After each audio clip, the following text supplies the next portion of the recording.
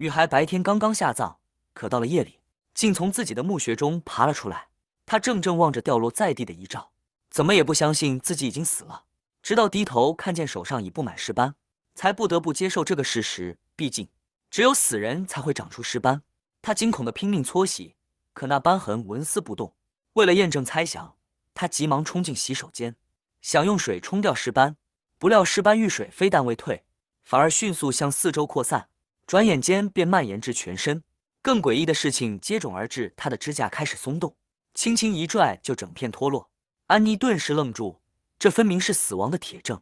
她的皮肤与内脏早已衰竭，为避免吓到旁人，她只得暂时返回父母家，试图寻找解决办法。回到家后，她试着吃些食物，希望唤醒身体机能，可刚把食物咽下，立刻剧烈呕吐出来，身体已彻底排斥一切外来物质。这一刻，安妮彻底崩溃，她成了一个无法回归人间的活死人。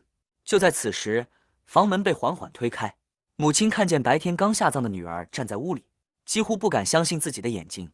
安妮生怕被当成怪物，慌忙抓起衣服夺门而出。可刚跑出不远，一股强烈的饥饿感便涌上心头。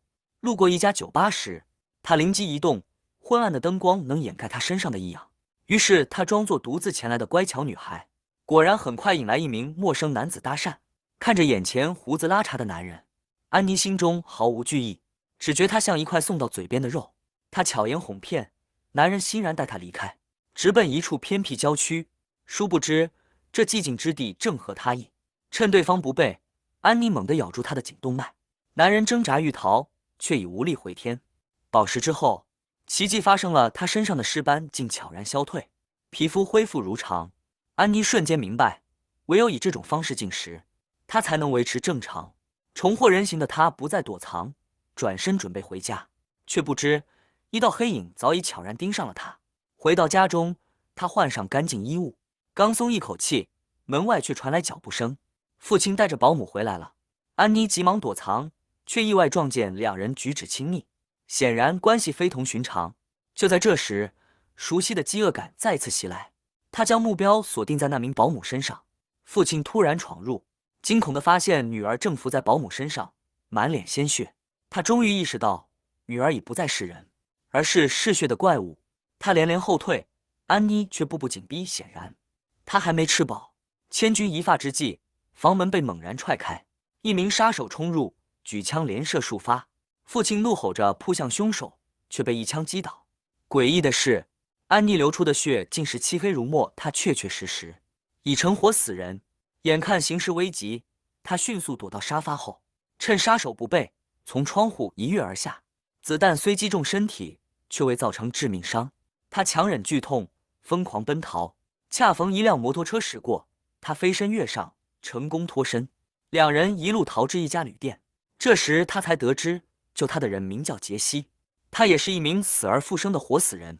原来这世上不容许亡者归来，因此专门有杀手猎杀他们这类存在。杰西为他取出子弹，并邀请他留在身边。此后，他开始系统地教导安妮猎杀技巧。你之前的方式错了，他说，咬颈动脉只能维持几分钟饱腹，若从内脏开始进食，一个猎物足以支撑一周。经过训练，安妮决定实践所学。她将目标对准了自己的男闺蜜，深夜潜入其家中。她双眼骤然变黑，缓步逼近。男闺蜜吓得连连后退，最终竟以刀割断自己颈动脉自尽。无奈之下，安妮只得另寻猎物。某夜，她愤怒地踢打男友的墓碑，却发现墓中空无一物。她猛然醒悟，自己被骗了，男友或许根本没死。正当她困惑之际，身后突现杀手，二话不说将她电晕。醒来时，她已被铁链牢牢锁住。杀手直言，抓她是为了阻止她继续危害人间。就在此时，房门开启，走进来的竟是她的男友。安妮这才明白，这一切都是他的圈套。原来他曾为证明爱意，骗她一同服下变成活死人的毒药，但她不知道，他当时只是假装吞下。此刻面对这个骗子，安妮强压怒火，假意原谅，又使他解开锁链。待他熟睡，他悄然逃离。刚踏进楼道，楼上便传来凄厉惨叫。探头一看，竟是杰西也被捕，正遭电棍折磨。安妮只有一个念头，救他出去。他果断敲响杀手房门，趁其开门瞬间将其撞晕，成功救出杰西。两人刚要逃跑，大批杀手却蜂拥而至。杰西夺过电棍，奋力反击，而安妮则如战神附体，短短几分钟便将所有敌人尽数击倒。饱食之后，二人迅速撤离。就在驾车离去之际，男友突然现身阻拦。他尚不知，此刻的安妮早已今非昔比。下一秒，他毫不犹豫地反杀渣男，头也不回地驶离这片是非之地。翌日清晨，朝阳升起，两人站在楼顶，沐浴在阳光下，仿佛已坦然接受身为活死人的命运。影片至此结束。